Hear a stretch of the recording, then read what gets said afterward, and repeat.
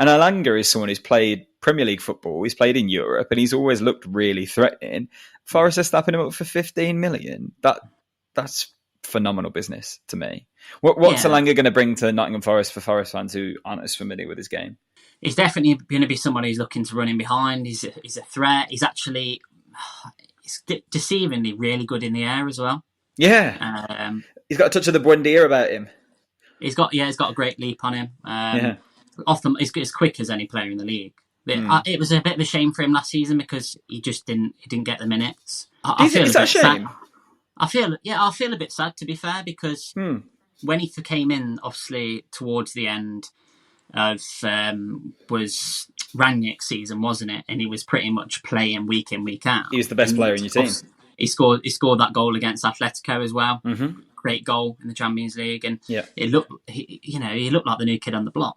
I think the situation where he came in was probably not ideal for him because there was a lot of disharmony in the squad. Obviously, the whole circus around Ronaldo and the management and the club owners. There was a lot going on then, and he came in quite an unsettled period. But I think he's a great talent, and he's only 21 years of age. A lot of people, it does feel like he's been around. It feels like he's been around for 2 or 3 years. Now, and he's relatively new, on the scene, and I think it's a great signing for him. It'd be interesting to see where he does feature. Well, that's the worry, isn't it, if you're a Forest fan, because there's been loads of talk all window of Brennan Johnson moving on. Although the fees that are being quoted are about 50 million. Villa have been really heavily linked. I think Brentford have looked at maybe breaking their record transfer for him. West Ham as well, eyeing him up. Does that seem like that might be why Elanga's coming in, or do you think Forest needed to strengthen in that area anyway?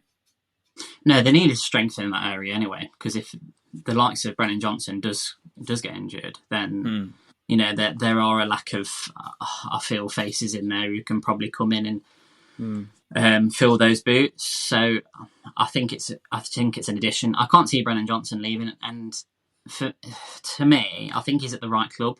I honestly don't see, and no disrespect to those teams that have been linked with him, but is it really that much of a massive jump up from Nottingham Forest, who, the amount of, the history they've got as a club, they're huge. Absolutely. So I think it'll be wise for him to stay where he is and just develop as a player. If a bigger move comes down the line, then fair play. You've kind of got hold your hands up, and he'll probably will make the move eventually. Well, I think so too. If Villa sign him, I'd be quite happy. I really like Brennan Johnson. I think he's fantastic. If he ended up at Villa Park, I'd be buzzing with that. I think that would be a good signing. But would he be guaranteed to get minutes every single week? No, he wouldn't. Probably not. You struggle, and that's funny actually, because he's absolutely quality.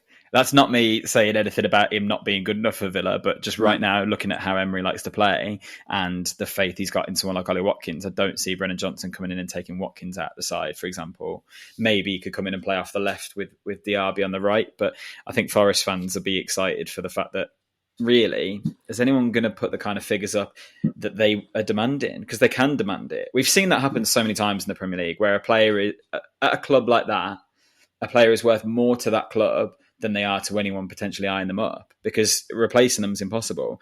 We're only now seeing Wilfried Zaha leave Crystal Palace, for example. That's the age-old comparison, where he was always worth more to Palace than he was ever going to be to anyone else. You see clubs sell players for big money, and then they never replace them properly.